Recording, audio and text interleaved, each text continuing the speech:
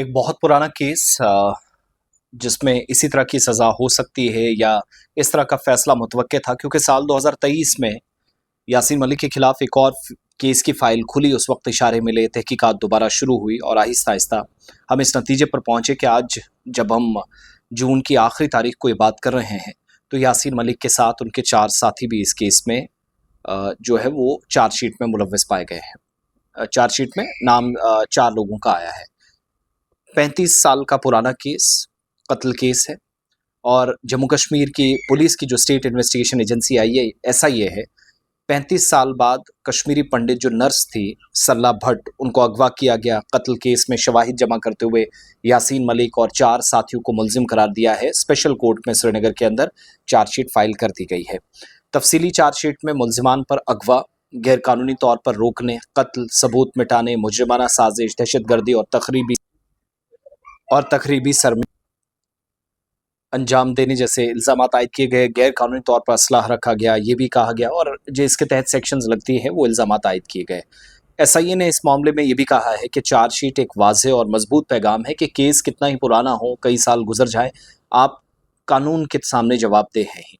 तहकीकात के दौरान महफूज गवाहों के बयानात रिकॉर्ड किए गए, ऐनी शाहिदीन के बयानात रिकॉर्ड किए गए, फॉरेंसिक और बैलिस्टिक तज्जिए, तिब्बी शवाहिद, डॉक्यूमेंट्री रिकॉर्ड, इलेक्ट्रॉनिक एविडेंसेस और वसी पैमाने पर ज़मीनी तहकीकात की मदद से वाक़े की पूरी कड़ी को दोबारा जोड़ा गया।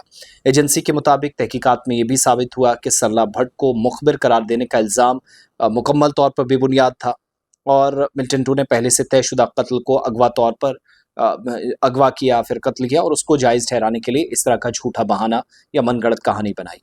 SIA के मुताबिक जो चंद पॉइंट्स हैं SIA की चार्जशीट के मेरे सामने, वो मैं आपके सामने रख रहा हूँ। ये कत्ल जो JKLF की उस मुनज़्ज़म दहशतगर्द मुहिम का हिस्सा था जिसका मकसद बेगुनाह शहरियों को, ख़ास तौर पर कश्मीरी पंडित बरादरी में खौफ फैलाना, उन्हें कश्मीर छोड़ने पर मजबूर करना और तंजीम जो अलहदगी पसंद एजेंडा है उसको आगे बढ़ाना भी था। और तहकीकात से ये पता चला कि दिल्ली में तिहाड़ जेल के अंदर उम्र कैद की सज़ा काट रहे यासीन मलिक के अलावा अलहदगी पसंद तंजीम JKLF के साबिक सरबराह अब्दुल हमीद शेख, गुलाम मोहम्मद पतलू, मोहम्मद यूसुफ उर्फ इदरीस, इस कत्ल और अगवा की मनसूबाबंदी थी इस पर वो भी शामिल थे। मोहम्मद यूसुफ उर्फ इदरीस 1990 की दहाई में, फिर अब्दुल हमीद शेख, ये भी 1990 की दहाई में मारे गए थे। गुलाम मोहम्मद पतलू का 2018 में इंतकाल हुआ, बीमार थे। 5वां मुलजिम खुर्शीद अहमद चालकू, जिसके बारे में तफ्तीशी एजेंसी कहती है वो POJ चला गया और वापस नहीं आया, लेकिन यासीन मलिक के खिलाफ भी इश्तिहारी कार्रवाई शुरू करने का इम्कान है। 2019 से वो जेल में बंद है।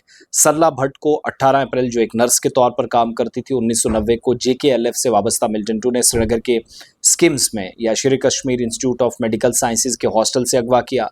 अगले रोज़ उनकी गोलियों से छलनी लाश मिलती है अस्पताल के कुछ किलोमीटर की दूरी पर, और साथ में एक पर्ची लिखी थी जिस पर उसे मुखबिर या सिक्योरिटी एजेंसीज को खबर देने वाला करार दिया गया था।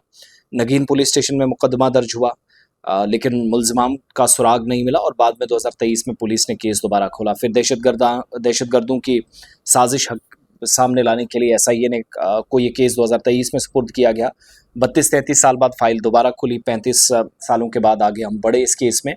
2025 में SIA ने यासीन मलिक के श्रीनगर के जो मायसूमा का घर है, 8 मकामात पर छापे मारे, तफ्तीश के लिए कई एविडेंसेस लिए। 5 साल के दौरान तफ्तीशी टीम जाए वारदात का दोबारा जांच करती है, कई अफराद से पूछताछ हुई और टेरर फंडिंग वाले केस में ऑलरेडी उम्र कैद की सज़ा, जिस पर NIA भी ऑलरेडी अदालत में पेश हो रही है। जो उम्र कैद को वो मौत की सज़ा में बदलने की कोशिश कर रही है यासीन मलिक के, वो एक मामला ऑलरेडी अदालत में है, उससे अभी छुटकारा नहीं मिला था, नई फाइल खुली है। इसी तरीके से रूबिया सईद का अगवा वाला मामला भी, कश्मीरी पंडितों की हलाकत, इंडियन एयरफोर्स के 4 से 5 एहलकारों के कत्ल का मामला, वो सारे एक साथ चल रहे हैं।